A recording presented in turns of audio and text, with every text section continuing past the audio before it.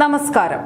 അധികാരം തലയ്ക്ക് പിടിച്ച് ആകാശത്തു കൂടെ മാത്രം നടന്നിരുന്ന ഇടതുപക്ഷ നേതാക്കൾക്ക് ഒടുവിലിതാ ചരിത്രത്തിലാദ്യമായി ബോധോദയം ഉണ്ടായിരിക്കുകയാണ്. ജനങ്ങളോട് പെരുമാറുമ്പോൾ പുലർത്തേണ്ട വിനയം കേരളത്തിലെ പാർട്ടി നേതാക്കളിൽ ഒട്ടും ഉണ്ടായിരുന്നില്ലെന്ന് CPM കേന്ദ്ര കമ്മിറ്റിയിൽ പരസ്യമായി തുറന്ന് സമ്മതിച്ചിരിക്കുകയാണ് മുതിർന്ന നേതാവായ MA ബേബി. പാർട്ടിയുടെ ചരിത്രത്തിൽ ആദ്യമായാണ് നേതാക്കളുടെ വിനയം അകന്നു പോയതെന്നും അവർക്ക് അഹങ്കാരമായിരുന്നുവെന്നും CPM ഔദ്യോഗികമായി സമ്മതിക്കുന്നത്. തെരഞ്ഞെടുപ്പിലെ ദയനീയ തോൽവിക്ക് പിന്നാലെ 3 ദിവസം നീണ്ട കേന്ദ്ര കമ്മിറ്റി യോഗത്തിന് ശേഷമായിരുന്നു ഈ ഒരു കുറ്റസമ്മതം. ഇതടക്കമുള്ള പാർട്ടിയുടെ എല്ലാവിധ വീഴ്ചകളും ദൗർബല്യങ്ങളും മറികടക്കാൻ അടിമുടി തെറ്റുതിരുത്തലിലേക്ക് പാർട്ടി ആത്മാർത്ഥമായി കടക്കുമെന്നാണ് ബേബി പറയുന്നത്. ഇതിനായി സെപ്റ്റംബർ പകുതിയോടെ വിശാല സംസ്ഥാന കമ്മിറ്റി ചേരുമെന്നും അദ്ദേഹം പ്രഖ്യാപിച്ചിട്ടുണ്ട്. തോൽവിയുടെ പശ്ചാത്തലത്തിൽ സംസ്ഥാന നേതൃത്വത്തിൽ മാറ്റമുണ്ടാകുമോ എന്ന ചോദ്യത്തിന് അവിടെ എന്ത് ചർച്ച ചെയ്യണമെന്ന് ഇപ്പോൾ മുൻകൂട്ടി പറയാനാവില്ലെന്ന് പറഞ്ഞ് MA ബേബി ഒഴിഞ്ഞു മാറുകയും ചെയ്തു. എപ്പോഴും തോൽവി പരിശോധിക്കുമെന്ന് അടിക്കടി പറയാറുണ്ടായിരുന്നെങ്കിലും ഒടുവിൽ തങ്ങൾക്ക് തെറ്റുപറ്റിയെന്ന് പരസ്യമായി സമ്മതിക്കേണ്ടി വന്ന പാർട്ടി നേതൃത്വത്തിന്റെ ഗതികേടാണ് ഇവിടെ കാണുന്നത്.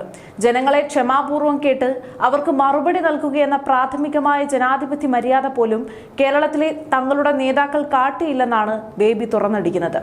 ഇടതുപക്ഷ സർക്കാർ എന്തിനാണ് ജനങ്ങൾക്കൊപ്പം നിൽക്കുന്നതെന്ന് പൊതുസമൂഹത്തെ ബോധ്യപ്പെടുത്തുന്നതിൽ പാർട്ടിയും ഭരണവും പൂർണ്ണമായും പരാജയപ്പെട്ടു.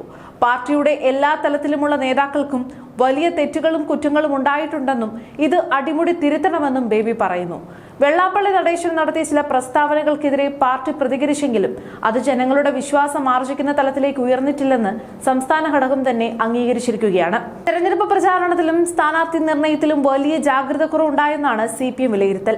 സംസ്ഥാന സെക്രട്ടറി MV ഗോവിന്ദന്റെ ഭാര്യയുടെ സ്ഥാനാർത്ഥിത്വത്തെപ്പറ്റി മാധ്യമങ്ങൾ ചോദിക്കുമ്പോൾ അതീവ വിചിത്രമായ മറുപടിയാണ് ബേബി നൽകിയത്. വിവാഹിതരായ വ്യക്തികൾക്കെല്ലാം ഭാര്യമാരോ ഭർത്താക്കന്മാരോ ഉണ്ടാവുമെന്നായിരുന്നു അദ്ദേഹത്തിന്റെ പരിഹാസം.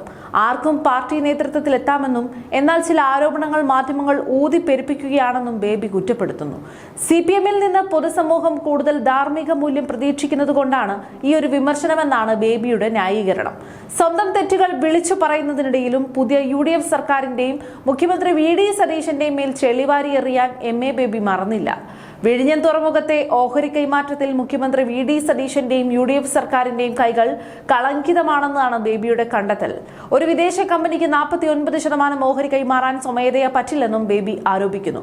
എന്നാൽ യഥാർത്ഥത്തിൽ വിഴിഞ്ഞം പദ്ധതി അദാനിക്ക് കൊടുത്തത് ഉമ്മൻചാണ്ടി സർക്കാരാണെന്നും തർക്കങ്ങൾ ഒഴിവാക്കി പദ്ധതിയെ മുന്നോട്ട് നയിക്കാനാണ് പിണറായി സർക്കാർ അത് തുടരുന്നതെന്നുമാണ് ബേബിയുടെ വാദം. അദാനിയുമായി 3 മാസത്തിനകം രഹസ്യ ഒത്തുതീർപ്പുണ്ടാക്കി കോടികളുടെ പിഴ ഇളവ് ചെയ്ത് നൽകി പിണറായി സർക്കാരിന്റെ അഴിമതികൾ മറച്ചു വെച്ചുകൊണ്ടാണ് ബേബി ഇപ്പോൾ പുതിയ UDF സർക്കാരിനെതിരെ തിരിഞ്ഞിരിക്കുന്നത്. തങ്ങളുടെ ഭരണകാലത്ത് അദാനി ഗ്രൂപ്പിന് സപ്ലിമെന്ററി കരാറിലൂടെ വഴിവിട്ട സഹായങ്ങൾ നൽകിയ CPM ഇപ്പോൾ UDF സർക്കാർ നാടിന്റെ വികസനത്തിനായി സുതാര്യമായി നടത്തുന്ന ഓഹരി കൈമാറ്റത്തിൽ ദുരൂഹത ആരോപിക്കുന്നത് ശുദ്ധ അസംബന്ധവും ഇരട്ടത്താപ്പുമാണ്.